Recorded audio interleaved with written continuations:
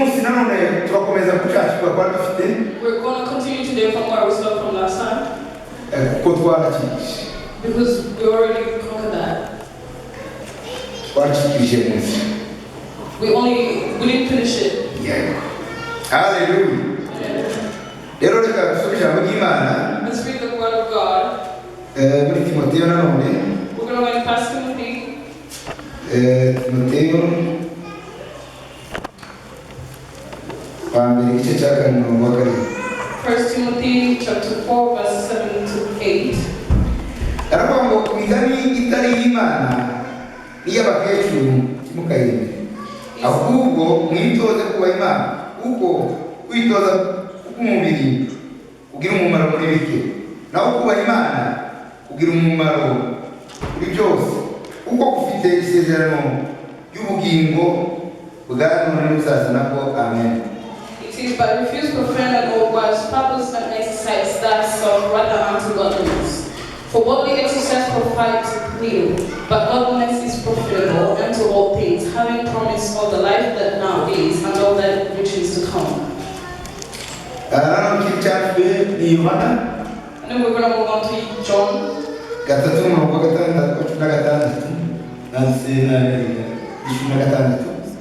John 3:16.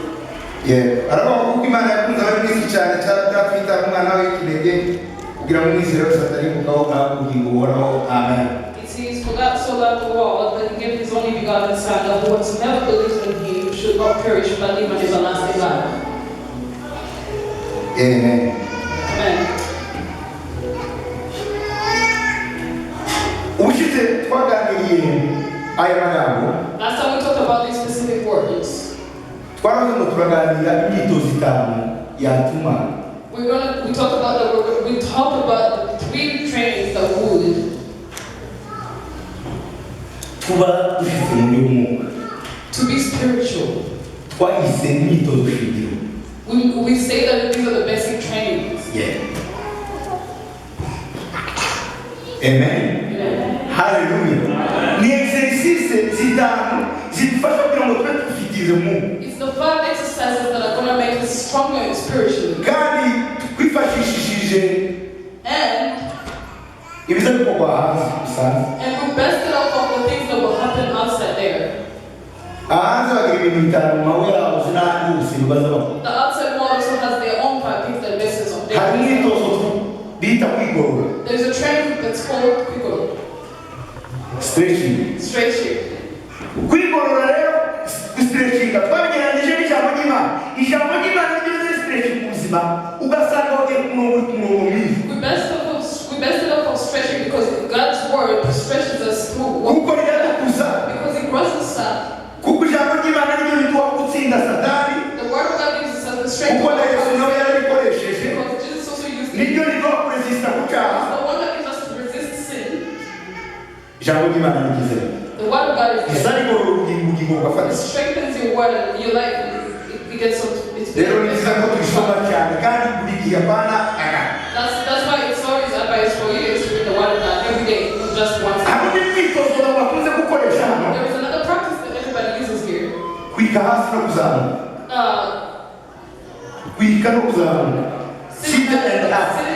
up and down.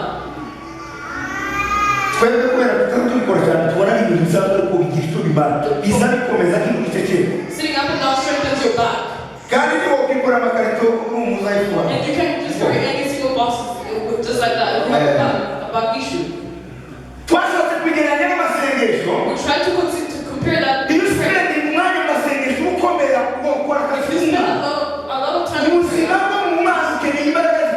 you spend a lot of time in God, whoever's given back knows what we're talking about. They always say that the low back always hard. They always require help while they're doing their chores. If you don't have prayers while you're a Christian, the harvest is just the bare. Because the prayers strengthen us into God. And even in prayer we get peace. Even in prayer we get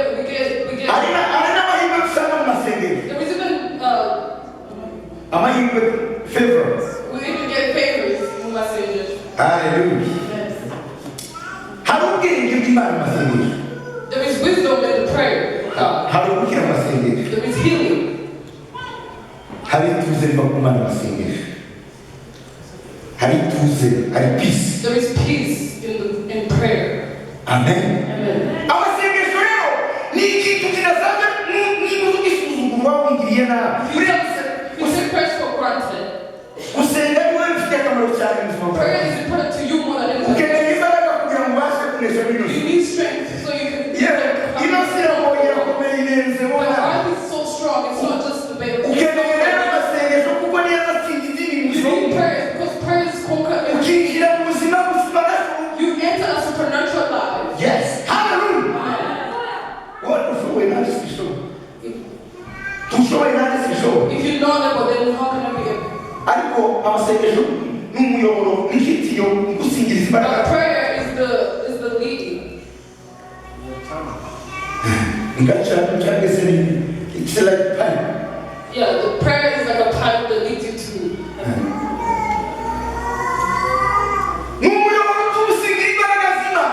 It's like a pipe that leads you to God. So that means the time you take and pray for God. That's when you find someone who's religious. A religious person is actually better than a pagan. A religious person is not easy to deal with. It's just, that person is just always around there.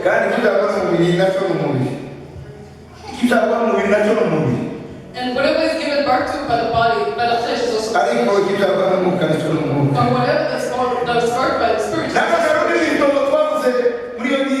is another practice that we talk about.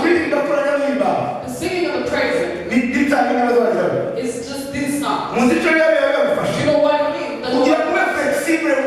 For you to be flexible the whole day.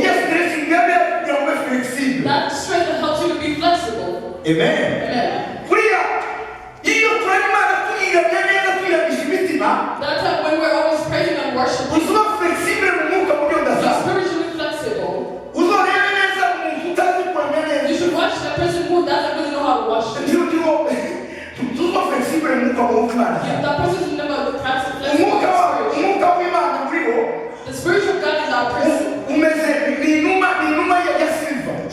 It's a silver bar. You see a cartoon of a beaver.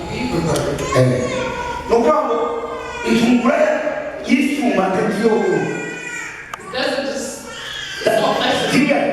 It's not active. It's just a cartoon. A person who is not spiritually flexible. It's very hard for that person to be very God. That person can even be it's needed for you to be flexible. Anything that affects you spiritually. The spirit of God. If the spirit of God speaks to you and you don't listen, the spirit of God will just leave. It will just leave you there. Because you're just analyzing. You're supposed to be spiritually flexible so you can hear the word of God, you can hear God speak to you. There is one thing that I always think about.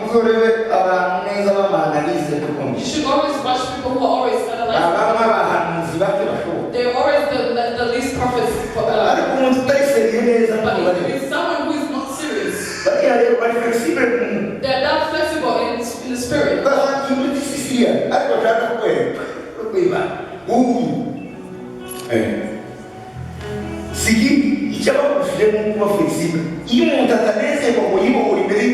person is not spiritually flexible in front of God. These are the same words we spoke about being spiritually flexible. The only thing that I want from you, the same thing you do every day. You do the same thing every day. kugeza umwaka ushize. Till forever. Amen. Amen. Hallelujah. Those are the words that we spoke about, so let's connect. Amen. We have 2 more things to talk about.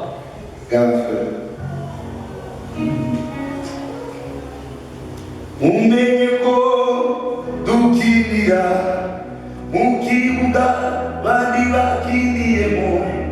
Umenyeko dukirira mukibuga bandi bakiriyemo. Karizo twari zanishije zitwaye neza mukibuga. Karizo twari zanishije zitwaye neza mukibuga. Tacho tuzire kuza, tacho tuzire kuza. Eda namo barabangate, tacho tuzire kuza. Amen. Unenituzo, ndashaka kugeranya guterana. I wanted to compare that to gathering. Turi abantu bamaze gusaraho barangwa no guterana. We are in the times of life where people are starting to get fed up with gathering. Hari kuba bazagira muri pusha fata There is hasi. a practice people do that it's called push-up. Amaterano pusha kumuka dasa. Gatherings, special gatherings is push-ups in the spiritual world. Muziki sifasha. Do you know what this push-ups help with? Isifasha. It helps with your chest. Kandi ndafite ngatuzo umuntu wari ngatuza neza. If you don't really have a chest, Ndaza kora neza. Kandi umutego mimi. you don't really perform, and that means that person cannot Performance biasisha. That means your performance is really low because your chest is not that big. Yeah. Bwana sifiwe sana. Amen. Ndio, amaterano ni kitu takatifu muzima basi. Gathering is one of the most important things in our lives. Hallelujah. Amen. Ndio, guterana ni kwiza kuri wowe cyane. Gathering is more important to you. Guterana Gathering hari akamaro bifite mu buzima bwawe. has one special important thing to you in your life. Iragukomeza kabisa mu It buzima. strengthens you spiritually. Iyo satani neza ashaka kukwisha buryo bumwe. Satan attacks you akaza kutetesha ku bana. and attacks you. Aza gukura ku bana. He removes you from that. Ukisanga mu irungu ryawe. And you find yourself in one No, ugatangira gucika intege. and then you start losing strength. Ubuzima bwawe bukabuza. And then in your life you Nta become rumwe uzabafungurira pe. Nta rumwe there is uzabafungurira. no wall that can light on you a fire. Ukeneye umushoferi wamugezi wamufata nana kugira ngo ugere. You're supposed to pick up one another and then so that you can. Abasore bararirimba mukomeza mukomeze. People say strength. Niba ufite imbaraga wowe wiyumva ko imbaraga You feel like you're strong, hari icyo nagufasha gukora iki. and you feel like there has something that can help you with. Hari icyo ufite udafite wowe. I have something that you do not Hari have. icyo ushobora udashoboye. There is something I can't Hari icyo do. ushoboye icyo udashoboye. There is something you can do and I Niba cannot nicyo do. bituma amateraniro mu mubiri wa Kristo. That's why we need the spiritual. Mu gihe tukabura abantu guterana, Well, we wake everybody to come to the tuba gathering. twakangura ku mubiri wa Kristo. We need to be awakened by the Ntabwo ukuboko kose uzuguruguru. Ntabwo ukuboko kose uzuguruguru. There is no hand that's gonna underlook. Ntabwo ijisho rizovuga ngo wakuwe datumari. This eye is not gonna say Wa mukristo usuzugura mugenzi wiwe. that Christian that underlooks the other. Satani baramutera. Satan is attacking. Satani z'ibiti bifite imigambi myiza. Satan does not have good things for you. Rero iyo usanga umuntu gusa arasima fomu. So if you find one person, Imana ni nziza tugira neza cyane. may God bless us. Umva Pawulo nyine yavuze neza mu Efeso. Let's listen to Paul in Ephesians. Turi umubiri umwe. We're one flesh. Umubiri umwe wa Kristo. One flesh in Christ. Amen. Amen. Mu Efeso igice cya kane mu mutwe cumi na gatanu kugeza kuri cumi na gatandatu baravuga ngo Ephesians 4. ahubwo turi mu rukundo dukurire muri we muri zose uwo ni we mutwe ari we Kristo. Yesu ni we mutwe wacu ari we Kristo. Kuri ubu niho umubiri wose uteranizwa neza. Ni kuri Kristo duteranizwa neza. Uwe ni ukuvuga ari kuzigura n'ukuboko kuri mu nzira kujya kwa kugenda. Do you know, can you imagine what's going on? You'll be like, what is going on? Haleluya. Amen. Ugafatama ku ngingo zose zigirira mu igice cyose kigakora umurimo wacu cyane muri Kristo. Muri Kristo uwo ni umubiri ukurira gukora kwawo kugira ngo ukuzwe urukundo. Amen. Ephesians chapter 4, 15 to 16, it says, but speaking the truth in love, may grow up into him in all things, which is the head, even in Christ. It says, from whom the whole body fitly joined together and compacted by that which every joint supplies, according to the effectual working in the measure of every part, make an increase of the body until it edifies itself in love. Brethren, let me tell you one thing. The person who doesn't want to grow,